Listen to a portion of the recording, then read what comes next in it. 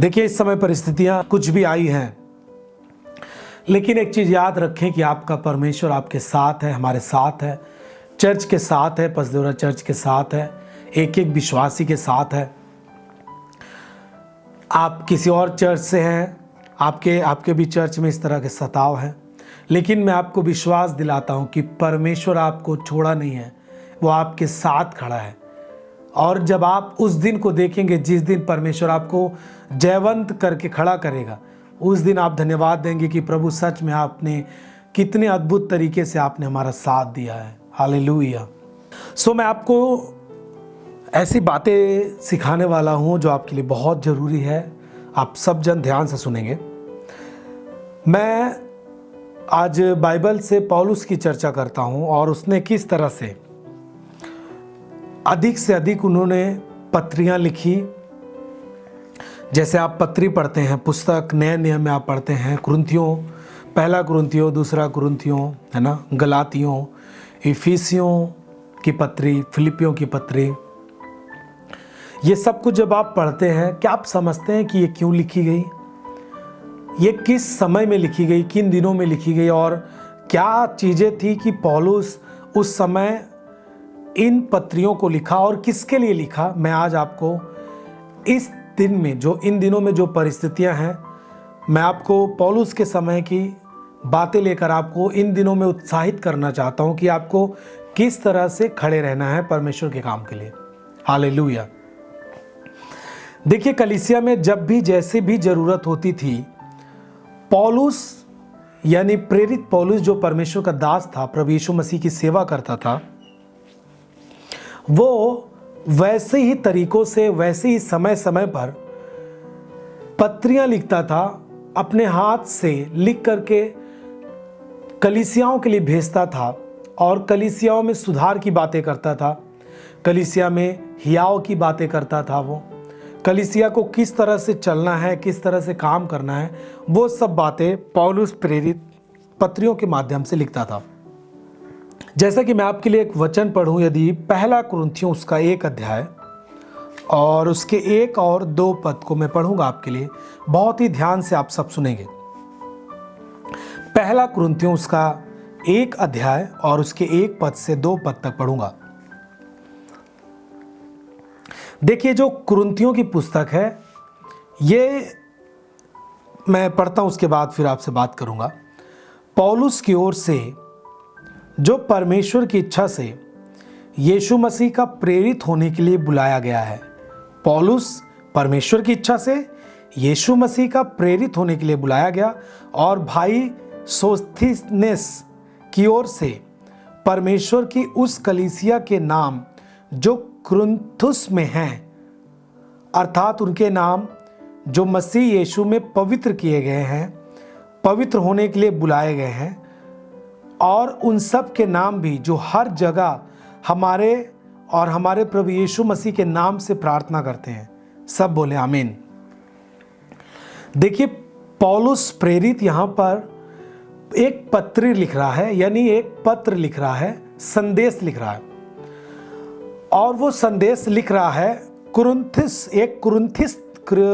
कुरिन्थुस नाम की एक जगह है, जहाँ पर एक कलीसिया की स्थापना पौलुस ने की थी।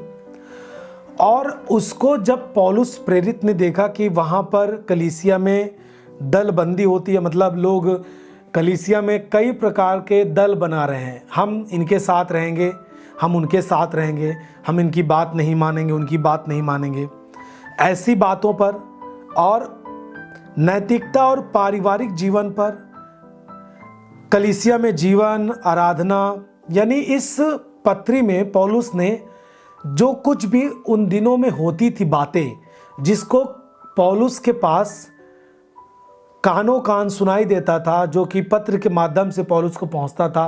कैसे भी जब पौलुस को संदेश मिलता था, कि जैसे मान लीजिए पौलुस को संदेश मिला कि कुरिन्थुस में जो कलीसिया है वहाँ पर गड़बड़ी हो रही है चर्च में और कई प्रकार की बातें उत्पन्न हो गई है, तो पौलुस उस कलीसिया के लिए, जिसका नाम उसने कुरिन्थियों की पत्री बनाई, और उसने कुरिन्थुस में स्थित कलीसिया के लिए पत्र लिखा और उन दिनों की सुधार के लिए उसने बातें लिखी। और जब पौलुस ने उस पत्र को भेजा कुरिन्थुस में, और कुरिन्थुस में जब ये बातें पढ़ी गई तो चर्च में सुधार आया। सेम उसी प्रकार से जब आप गलातियों की पत्री में पढ़ते हैं, गलातियों उसका 1 अध्याय और उसके 1 और 2 पद को इसमें भी पढ़ेंगे हम। गलातियों की पत्री जब आप खोले हमारे साथ, 1 और 2 पद पढ़ेंगे। पौलुस की ओर से, यानी पौलुस इस पत्री को भी लिख रहा है, पौलुस की जो ना मनुष्यों की ओर से और ना मनुष्य के द्वारा, यानी पौलुस जो था परमेश्वर का दास था, उसको किसी मनुष्य की ओर से वो नियुक्त नहीं था परमेश्वर के काम के लिए, न मनुष्य के द्वारा, न मनुष्य की सामर्थ्य के द्वारा नियुक्त था, वरन वो प्रभु यीशु मसीह और परमेश्वर पिता के द्वारा, जिसने यीशु मसीह को मरे हुए में से जिलाया, प्रेरित है। और सारे भाइयों की ओर से जो मेरे साथ हैं, गलातिया की कलीसियाओं के नाम। अब आप सोचिए, यहां पर आप समझेंगे कि इस पत्री को भी कलीसिया के लिए, गलातिया की कलीसिया जो एक जगह है, इसके लिए पौलुस प्रेरित ने पत्र लिखी। क्यों लिखी? क्योंकि यहां भी कुछ प्रकार के ऐसे काम थे जो कलीसिया में गड़बड़ी थी। तो इसमें पौलुस प्रेरित ने अपने अधिकार, परमेश्वर के अनुग्रह के सुसमाचार, मसीही लोगों को स्वतंत्रता और उनके कर्तव्य क्या हैं, इन चीज़ों को लिखकर पौलुस प्रेरित ने कलीसिया यानी गलातिया की कलीसिया जो एक स्थान है, स्थान के नाम से उसने जब पत्री लिखकर भेजी तो उसी पत्री का नाम गलातियों पड़ा। और जब गलातिया कलीसिया को पढ़ा गया तो उस कलीसिया में सुधार आया और वहाँ पर उस कलीसिया का पालन पोषण हो सका। सब बोले आमीन। इसी प्रकार इफिसुस में उसने इफिसुस को, जो इफिसुस एक जगह थी, उसके लिए भी पत्री लिखी, उसके लिए भी पत्र लिखा और वहाँ की परिस्थिति के अनुसार उनको संदेश दिया कि आपको किस तरह के काम करने हैं। सब बोले आमीन। हम क्या समझ पा रहे हैं कि किस तरह से परमेश्वर के दास पौलुस, जो परमेश्वर की ओर से ठहराया गया सेवक था, जो परमेश्वर की ओर से, यीशु मसीह की ओर से, यीशु मसीह के जी उठने का गवाह बनने के लिए, सुसमाचार के काम का प्रचार करने के लिए, कलीसियाओं की अगुवाई करने के लिए, कलीसिया का मतलब कि जहां पर 2 या 3 यीशु मसीह के नाम से इकट्ठे होते हैं, यानी उसके लोग, वो कलीसिया कहलाती है। और कलीसिया का मतलब ये नहीं है कि कोई भवन अकेले बना है, वहां पर लोग ना है, वो कलीसिया है, ऐसी बात नहीं है। कलीसिया का मतलब कि जहां पर हम और आप इकट्ठे होकर परमेश्वर की आराधना करते हैं, वो जगह कहलाती है कलीसिया, जिसका अंग्रेजी में होता है शब्द चर्च।